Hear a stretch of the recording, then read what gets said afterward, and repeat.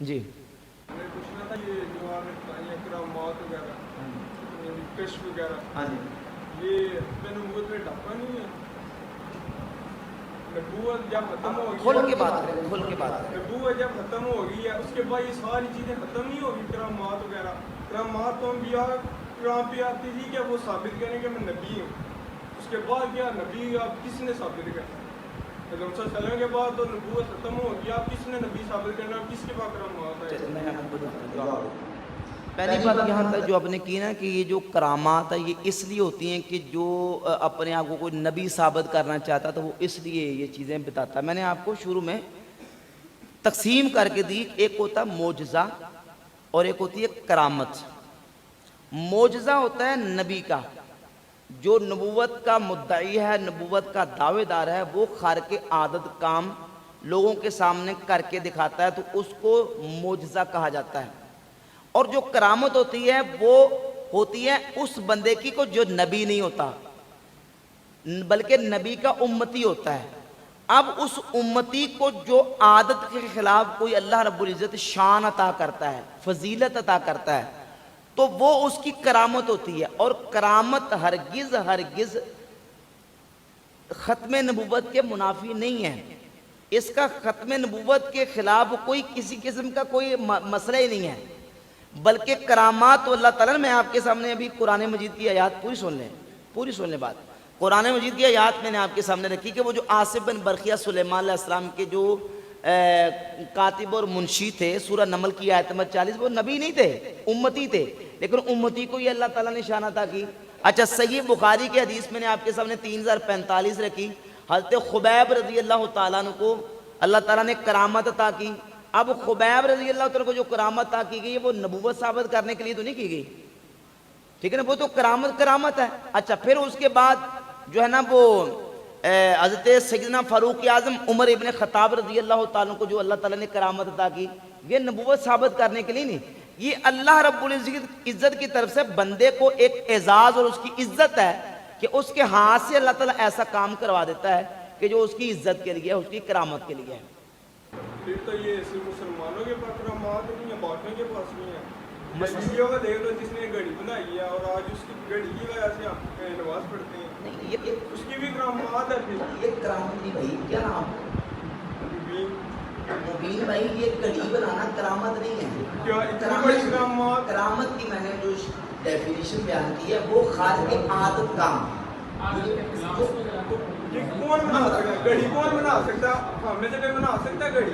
سن لیں، یہاں ہمارے ہاں ہزاروں گھڑی ساز موجود ہیں، بلکہ شاید لاکھوں کی تعداد میں گھڑیاں بنانے والے ہوں گے۔ گھڑیاں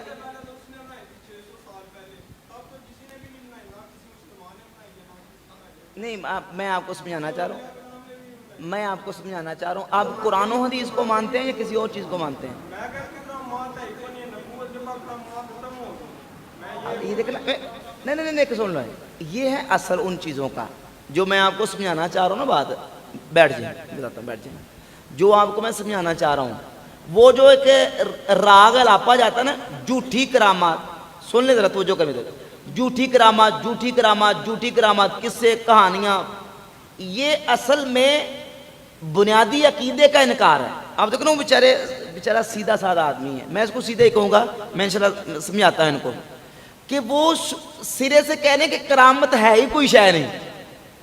میں وہی آپ کو عرض کر چکا کہ کرامت یہ اہل سنت کا اجماعی عقیدہ ہے گمراہ فرقوں کے مقابلے میں۔ معتزلہ گمراہ فرقہ ہے، وہ یہ کہتے ہیں کہ کرامت کوئی شے نہیں ہے، یہ گمراہ فرقوں کا عقیدہ ہے۔ اور اہل سنت و جماعت کا جو عقیدہ مثال کے طور پہ یہ کتاب الاعتقاد ہے، یہ امام ابو بکر احمد ابن الحسین بہقی رحمۃ اللہ عظیم، بہت بڑے محدث ہیں، کتاب الاعتقاد انہوں نے کتاب لکھی، اور کتاب کے انہوں نے یہ دیکھیں، باب القول فی کرامات الاولیاء، کتاب کا نام ہے الاعتقاد والہدایۃ الی سبیل الرشاد علی مذہب سلف اہل سنت والجماعہ، المتوفی 458 ہجری، امام بہقی، انہوں نے پورا چیپٹر لکھا ہے کرامات کے اوپر۔ پھر قرآن مجید کی آیات، نبی کریم علیہ الصلوۃ والسلام کی احادیث دلائل کے طور پر لے کے ہے کہ کرامت برحق ہے، کرامت برحق کیا ہے؟ کرامت اہل سنت کا عقیدہ ہے. اچھا ایک لے آئیں, یہ دوسری کتاب ہے شرح اصول اعتقاد اہل سنت والجماعہ, اہل سنت والجماعہ کے عقیدے کا بیان, اور اس میں الجزء التاسع امام ہبت اللہ لالکائی المتوفی 418 ہجری پورا جز اور پورا انہوں نے ایک اس کے اوپر سنیں یار پورا جز لکھا ہے کرامات کے اوپر, اور اس کے اندر انہوں نے پھر صحابہ کرام, تابعین, تبع تابعین اور اولیاء اللہ کی کرامات کا ذکر اور بیان کیا. یہ دیکھیں الجزء التاسع کرامات اولیاء اللہ عز و جل, اللہ کے ولیوں کی کرامات کا بیان, اور پھر قرآن مجید کی آیات اور نبی کریم علیہ الصلوۃ والسلام کی احادیث, صحابہ کرام, تابعین, تبع تابعین اور امت کے اولیاء اور صلحاء اور پھر امت کے جو سلف صالحین ان کی کرامات کا بیان کیا. یہ حضور غوث پاک سرکار کی کتاب ہے غریب طالبین. وہ فرماتے ہیں کہ وَأَجْمَعُوا عَلَىٰ تسلیم المعجزات للانبیاء والکرامات للاولیاء, کہ اس بات پر اجماع ہے اہل سنت کا کہ معجزہ نبی کا ہوتا ہے اور کرامت ولی کی ہوتی ہے. اس پر جتنے میں مطلب تفصیل پیش کروں تو یہ تو اجماعی مسئلہ ہے اہل سنت کا. اب وہ جھوٹی کہہ کے لوگوں کے اندر سے وہ کرامت کا عقیدہ ختم کرنے کی کوشش کی جا رہی ہے. جس طرح یہ بیچارہ مبین ہے, پتہ ہی نہیں, وہ بیچارہ کہتا ہے کرامت ہے ہی کوئی شے نہیں. اب یہ کرامت جو ہے یہ ختم نبوت کا ڈاکہ ہے, حالانکہ اس کا ختم نبوت کے ساتھ کوئی تعلق نہیں, بلکہ کرامات کا بیان تو خود رسول اللہ صلی اللہ علیہ وسلم نے فرمایا ہے اور حضور علیہ الصلوۃ والسلام نے اس کی وضاحت کی ہے. جب نبوت حضرت صلی اللہ علیہ وسلم فوت ہو گئی ہیں تو اس کے بعد اللہ تعالیٰ کا ہمارے ساتھ کنیکشن ختم ہو گیا. اور یہ حدیث میں بھی ہے کہ حضرت ابو بکر ہوتے تھے کہ آپ اللہ سے ڈائریکٹ رابطہ نہیں کر سکتے. تو آپ جو کہتے ہیں یہ کشف الہام اور یہ خلوت کا جو عقیدہ ہے آپ کا, یہ تو وہی ڈاکٹر ہی ہے نا نبوت پہ, کہ آپ کہتے ہیں کہ ہمیں اللہ تعالیٰ وہ کشف دے دیتا ہے کہ ہمیں اللہ اپنے ولیوں کو دیتا ہے, اور وہ یہ ڈاکٹر ہی ہے نا. وہ تو صحیح بخاری کہہ رہی ہے نا. تو وہ دیکھیں نا غلام احمد قادیانی نے بھی یہی کہا تھا کہ مجھے تو وہ وہی آ جاتی ہے, اسے ہم دجال کہتے ہیں. وہ اس لیے آپ رحمت اللہ لے گئے, وہ اس لیے دجال کہتے ہیں کہ اس نے نبوت کا دعویٰ کیا ہے.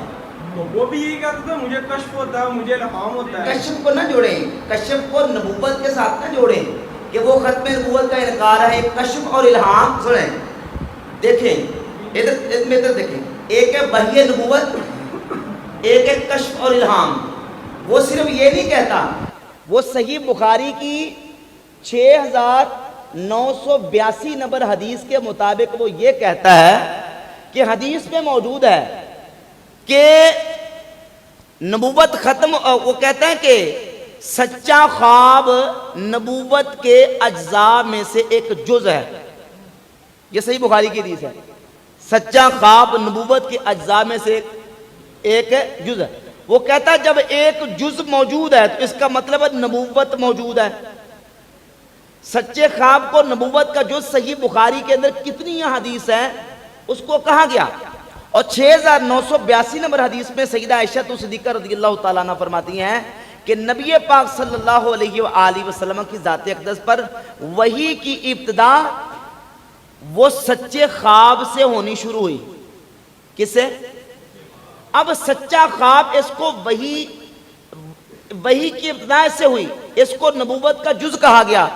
تو کیا اس بنیاد پر اگر وہ یہ کہنا شروع کر دے کہ سچا خواب چونکہ نبوت کا جز ہے تو لہذا نبوت باقی ہے, تو اس کو مان لیں گے؟ اب یہ دیکھیں صحیح بخاری ہے, جس میں نبی کریم صلی اللہ علیہ وسلم کی حدیث موجود ہے کہ نبی پاک صلی اللہ علیہ وآلہ وسلم نے ارشاد فرمایا, بخاری کی 3699 نمبر 3689 نمبر حدیث ہے.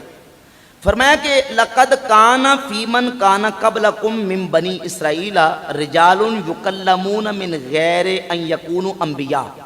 بنی اسرائیل میں ایسے لوگ تھے کہ وہ نبی نہیں تھے لیکن اللہ تعالیٰ ان کے ساتھ کلام فرماتا تھا. نبی نہیں تھے لیکن اللہ ان کے ساتھ کلام فرماتا تھا. فَإِن يَكُم مِّنْ أُمَّتِي, اگر میری امت میں کوئی ہے, منہم ان میں سے, فَعُمَرُ, تو وہ عمر بن خطاب ہے. اب دیکھیں کہ بنی اسرائیل میں وہ لوگ تھے جن کے ساتھ اللہ تعالیٰ کلام فرماتا تھا، لیکن وہ نبی نہیں تھے۔ اگر میری امت میں کوئی ہے تو وہ عمر بن خطاب رضی اللہ تعالیٰ۔ اب اس میں نبی پاک صلی اللہ علیہ وسلم نے بتا دیا کہ میری امت میں وہ بندہ جس کے ساتھ اللہ رب العزت جس کو الہام کرتا ہے اور اللہ تعالیٰ جل شانہ کا وہ ملہم اور محدث ہے، وہ عمر بن خطاب رضی اللہ تعالیٰ۔ اس حدیث سے الہام اور کشف کا جو نظریہ اور عقیدہ امت کا ہے، یہ امت سے مراد میں اس لیے میں یہ لفظ بول رہا ہوں کہ یہ الہام کا نظریہ دیوبندی بھی مانتے ہیں، اہل سنت بریلوی بھی مانتے ہیں، وہابی بھی مانتے ہیں، شیعہ بھی مانتے ہیں۔ گویا کہ الہام کا نظریہ اور کشف کا یہ اجماعی عقیدہ ہے۔ کس کا ہے؟ اور یہ میں ایسے نہیں کہہ رہا، میں حوالے پیش کر سکتا ہوں، دیوبندی علماء کے حوالے پیش کر سکتا ہوں، وہابی علماء کے، بلکہ امام ابن حجر اسقلانی رحمۃ اللہ علیہ کی فتح الباری شرح صحیح بخاری کی جلد نمبر 12 ہے، اور جلد نمبر 12 کے صفحہ نمبر 465، یہ دیکھ لیں، یہ میں نے حوالہ لگایا ہوا ہے، اور یہ صحیح بخاری میں 3469 نمبر حدیث ہے، 3699 نمبر حدیث ہے، اور اس کے علاوہ اور کئی مقامات پہ یہ حدیث ہے کہ حضور علیہ الصلوۃ والسلام نے فرمایا کہ اگر میری امت میں کوئی ایسا شخص ہے، محدثون کے لفظ بھی ہیں اور مکلمون کے لفظ، مکلم کے لفظ بھی ہیں، کہ اگر وہ بندہ میری امت میں کوئی ہے جس کے ساتھ اللہ رب العزت جس کو الہام فرماتا ہے تو وہ عمر بن خطاب رضی اللہ تعالیٰ۔ تو حضرت عمر رضی اللہ تعالیٰ عنہ صاحب الہام تھے، اور ان کا تو لقب ہی یہ بولا جاتا کہ رأیہ للوحی والکتاب۔ حضرت عمر رضی اللہ تعالیٰ تو وہ تھے کہ جو دل میں اللہ ان کے بات ڈالتا تھا تو حضور کی بارگاہ میں مشورہ دیتے تھے، اللہ کریم قرآن کی آیت نازل فرما دیتا۔ تو حضرت عمر رضی اللہ تعالیٰ صاحب الہام ہے، ملہم ہے، امت کے محدث ہیں۔ تو یہ جو کہنا کہ الہام اور کشف جو ہے یہ ختم نبوت کا انکار ہے، تو گویا کہ پوری امت ہی ختم نبوت کی منکر ہے۔ کیوں؟ ساری امت ہی مان رہی ہے، یعنی تمام مکاتب فکر کے لوگ جو ہیں وہ کشف الہام کو مانتے ہیں، دیوبندی مانتے ہیں، سنی مانتے ہیں، وہابی مانتے ہیں، بلکہ شیعہ تک مانتے ہیں کہ کشف اور الہام برحق ہے۔ تو یہ ایک آپ کے شہر کے علمی کتابی صاحب جو ہے نا، انہوں نے یہ بات لی ہے جوید احمد غامدی سے۔ یہ اصل میں نظریہ ہے جوید احمد غامدی کا۔ میں بتاتا ہوں، جوید احمد غامدی سب سے بڑا صوفیہ کا دشمن ہے۔ وہ تو یہاں تک کہتا کہ یہ جو تصوف اور صوفیہ کا نظریہ ہے، اس کو میں دین اسلام نہیں کہتا، وہ کہتا دین صوفیہ کہتا ہوں، اور وہ کہتا ہے کہ یہ دین تصوف کا دین اسلام کے ساتھ کوئی تعلق نہیں ہے۔ حالانکہ امت کے بڑے بڑے اکابر، لاکھوں کروڑوں جن کے فالوور اور ماننے والے ہیں، وہ صوفیہ میں سے ہیں۔ بلکہ وہابیوں کی کتابوں کے حوالے پیش کر سکتا ہوں، امام بخاری رحمۃ اللہ کو صوفیہ میں شمار کیا وہابی علماء نے، اتنے بڑے بڑے علماء۔ تو یہ اصل میں نظریہ ہے جوید احمد غامدی کا۔ جوید احمد غامدی سے یہ اٹھایا ہے علمی کتابی صاحب نے، اور علمی کتابی صاحب نے پھر اٹھا کے وہ کہتے ہیں ختم نبوت پہ ڈاکہ ہے۔ اچھا، اگر یہ ختم نبوت پہ ڈاکہ ہے تو ختم نبوت کا ڈاکو کون ہوتا ہے؟ کافر ہے۔ تو پھر ان کو کافر کہو، ان کو بے ایمان مانو، یہ بھی ماننے کے لیے تیار نہیں۔ تو اس کا مطلب یہ ہے کہ اندر دال میں کچھ کالا کالا ہے۔ وہ صرف اس لیے ختم نبوت کے خلاف ڈاکہ کا لفظ استعمال کر کے لوگوں کو بہکانا چاہتا ہے، تاکہ چونکہ وہ ختم نبوت کا مسئلہ تو ہر مسلمان کے ہاں حساس ہے، اہم مسئلہ ہے، تو جب میں یہ بات کروں گا نا تو میں لوگوں کو اپنے جال میں جلدی پھنسا سکوں گا، صرف اور صرف اٹریکشن کے لیے اور اپنی طرف لوگوں کو متوجہ کرنے کے لیے۔ ورنہ الہام اور کشف کا جو نظریہ ہے یہ امت کا عقیدہ اور نظریہ ہے۔ اور میں نے آپ کے سامنے یہ فتح الباری شرح صحیح بخاری امام ابن اسقلانی رحمۃ اللہ کی پیش کر دی، اور اس کا جواب ہی میں نے بیان کیا ہے کہ امام ابن حجر فرماتے ہیں کہ امت کے اولیاء اللہ کے اندر اللہ تعالیٰ نے کشف اور الہام بہت زیادہ رکھا۔ وہ کیوں؟ وہ کہتے ہیں کان السر فی ندور الالہام فی زمانے ہی، حضور کے زمانے میں الہام صحابہ میں کم کیوں تھا؟ اس کی وجہ یہ ہے کہ کہتے ہیں غلبۃ الوحی الیہ صلی اللہ علیہ وسلم، اس وقت حضور پر وحی کا غلبہ تھا، حضور پر وحی کا غلبہ تھا۔ و ارادۃ اظہار المعجزات منہ، اور اللہ کا ارادہ تھا کہ نبی سے زیادہ زیادہ معجزات کا اظہار ہو. فَقَانَ الْمُنَاسِبُ اللہ یقا لِغَیرِهِ مِنْهُ فِي زَمَانِهِ شَیْءٌ، تو مناسب یہی تھا کہ حضور کے علاوہ کسی سے اور کوئی شے صادر نہ ہو. فَلَمَّا انْقَطَعَ الْوَحْيُ بِمَوْتِهِ، جب حضور کے وصال پر وحی منقطع ہو گئی، بَقَى الْإِلْهَامُ لِمَنْ اخْتَصَّهُ اللَّهُ تَعَالَى بِهِ، پھر اللہ تعالیٰ نے الہام کا سلسلہ جاری کر دیا. جس کو الہام کے لیے مختص کیا اللہ نے اس پر الہام فرمایا. تو یہ تو امت کا بحمد تعالیٰ عقیدہ ہے.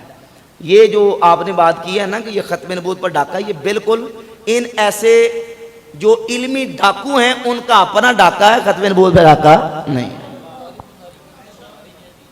جی بخاری میں کئی مقامات پہ یہ حدیث موجود ہے کہ نبی کریم علیہ الصلوۃ والسلام نے فرمایا اگر میری امت میں کوئی ملہم، محدث، متکلم کے لفظ بھی ہیں تو وہ عمر بن خطاب رضی اللہ تعالیٰ عنہ. ان یکن کے لفظ ہیں، اور ان للتاکید لا للشک، ان کا کلمہ تاکید کے لیے، شک کے لیے نہیں ہے، یعنی پکا کرنے کے لیے کہ یقیناً میری امت میں ہے.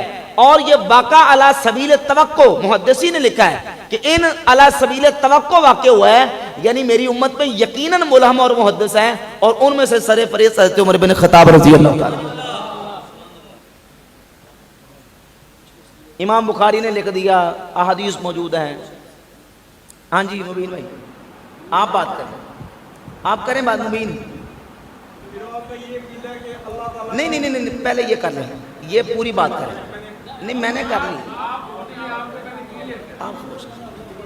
یہ جو بات آپ نے کی ہے نا، اس پر آپ کو کوئی اور اشکال ہے کوئی بات تو وہ کریں.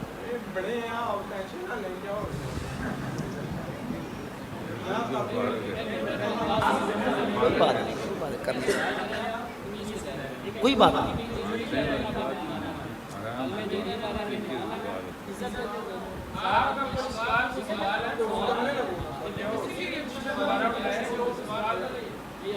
کھلے دل سے کریں، چاہے آدھا گھنٹہ کریں. میں آپ کی عزت کروں گا، آپ میری عزت کریں، احترام کے ساتھ، عزت کے ساتھ. اچھا کوئی دوسرا بندہ نہ بولے، نہ آپ نے بولنا ہے نہ ہنسنا ہے، کیونکہ وہ سادہ آدمی ہے تو وہ بعض اوقات وہ ان سے بولنے میں کوئی ہو بھی سکتا ہے کمی زیادتی. جس طرح آپ اپنے ماحول میں بات کرتے ہیں، مجھے اس میں کوئی ٹینشن نہیں ہے، آپ کھل کے بات کریں. یہ جو مسئلہ الہام اور کشف کی بات آپ نے کی ہے نا، یہ میرے موضوع سے متعلقہ بھی ہے. اس پر آپ کریں کہ کوئی اور بات آپ کے اشکال ہے. بھائی بات الہام اور کشف کی کہ اللہ رب العزت، ہاں یہاں میں تھوڑا سا فرق بیان کر دوں. ایک ہے وحی، وحی نبوت، ایک ہے کشف اور الہام. توجہ کریں ذرا، یہ فرق سمجھیں.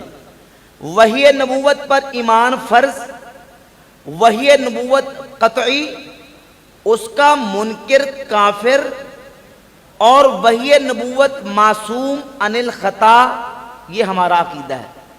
دوسری طرف الہام ہے، الہام قطعی نہیں ظنی، جس طرح خواب ہوتا ہے، یہ صرف خواب سے تھوڑا سا اوپر کا درجہ ہے. خواب اور الہام یہ ایک ہی کیٹیگری کی چیزیں ہیں. الہام کا درجہ یا کشف کا درجہ وہ خواب سے تھوڑا سا اوپر ہوتا ہے. الہام اور کشف ظنی، وحی نبوت قطعی. وحی نبوت پر ایمان لانا فرض اور اس کا انکار کفر، اس کا انکار کفر. جبکہ الہام کے ساتھ یہ معاملہ نہیں. وحی نبوت معصوم عن الخطا، اس میں خطا اور غلطی نہیں ہو سکتی. اور خواب اور کشف اور الہام کو سمجھنے میں غلطی ہو سکتی. اب یہ فرق ہے نبوت کی وحی میں اور کشف اور الہام میں. جس طرح کوئی بندہ خواب رات کو دیکھتا ہے، اس نے خواب دیکھا، جو رات کو خواب دیکھا صبح بعین ہی اس کے ساتھ ایسے ہی ہوا.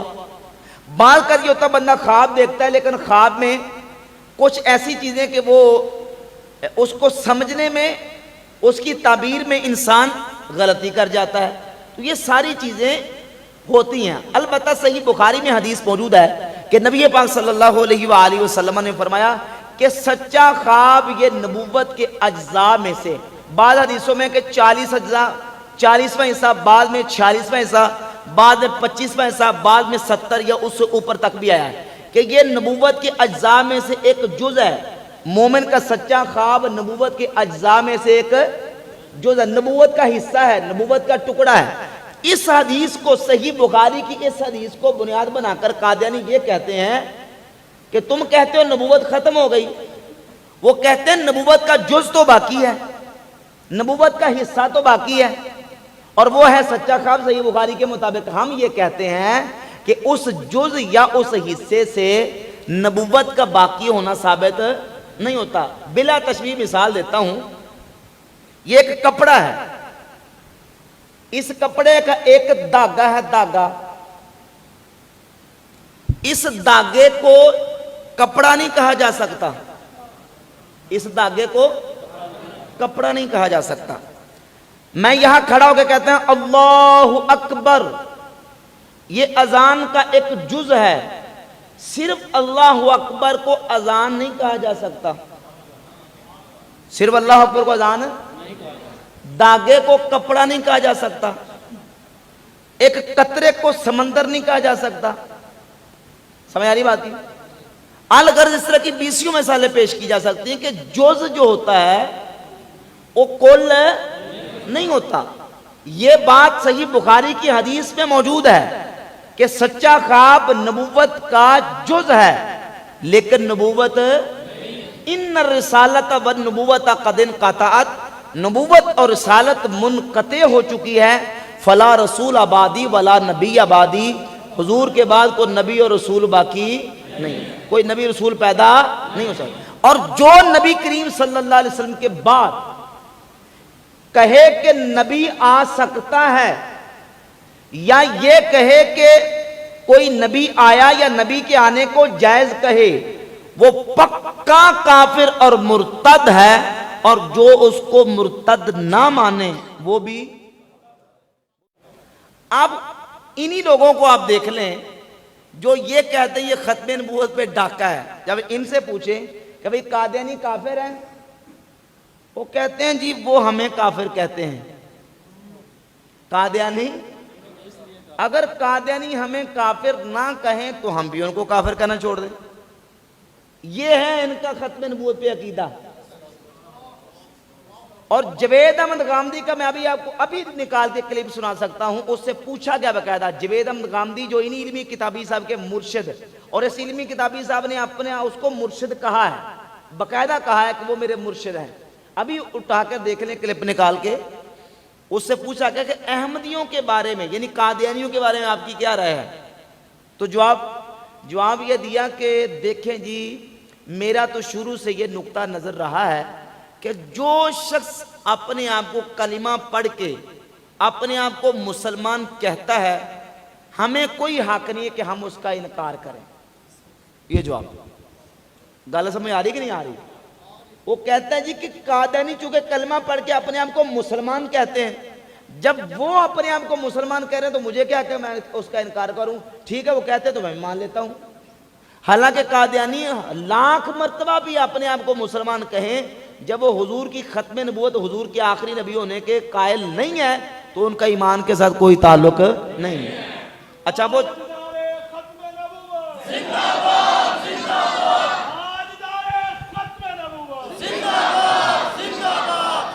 अच्छा, अब वो जो इल्मी किताबी साहब हैं बज़ाम में, वो कहते हैं जी कादियानी इसलिए काफिर है कि वो मुझे काफिर कहते हैं। अब सुन ले जरा, आप मुझे बताएं कि कादियानी क्यों काफिर हैं? वो इसलिए काफिर हैं कि वो हुजूर की खत्म नबूवत के मुनकिर हैं। कादियानी खत्म नबूवत के मुनकिर हैं, काफिर और मुर्तद हैं। जवाब तो सीधा सा होना चाहिए कि जो मिर्जा कादियानी को नबी माने या मिर्जा कादियानी को सिर्फ और सिर्फ मुसलमान माने, नबी ना भी माने, सिर्फ मुसलमान ही माने, जिस तरह के लाहौरी ग्रुप अपना मुजद्दिद और 14वीं सदी का मुजद्दिद और मसीह मौद मानते हैं, सिर्फ उसको मुसलमान मानने वाला भी मुसलमान नहीं हो सकता, क्योंकि कादियानी मिर्जा ऐसा इजमाई और कतई काफिर है कि जिसके काफिर और मुर्तद होने पर पूरी उम्मत मुसलिमा, अरब व अजम सारी उम्मत मुत्तफिक है कि मिर्जा गुलाम अहमद कादियानी काफिर मुर्तद है, उसके इस्लाम के साथ कोई ताल्लुक नहीं है। ये जवाब होना चाहिए। अब वो जवाब घुमा के किस तरह दे रहा है? जवाब ये दे रहा है जी वो असल में कादियानी इसलिए काफिर हैं कि वो मुझे काफिर कहते हैं, वो मुझे काफिर करना छोड़ दें तो हम भी उन्हें काफिर नहीं कहेंगे। कादियानी हमें ولی اللہ بھی مان لیں, کتب غوث بھی مان لیں, وہ پھر بھی کافر ہیں, وہ کسی صورت میں مسلمان ہیں. یہ ایک صرف اور صرف لوگوں کو گمراہ کرنے کا ایک طریقہ بنانا ہے, ایک جال لگا کے وہ گمراہ کرتا ہے اور وہ ان کے لیے نرم گوشہ پیدا کرنے کی کوشش کرتا ہے. قادیانی پکے مرتد ہیں اور وہ ختم نبوت کے منکر ہیں. مرزا قادیانی کو اپنا مذہبی پیشوا مانتے ہیں, اس لیے دائرہ اسلام سے خارج, ان کا اسلام کے ساتھ کوئی تعلق نہیں ہے, اور جو ان کے لیے نرم گوشہ پیدا کرے اس کے اسلام کے ساتھ کوئی تعلق نہیں.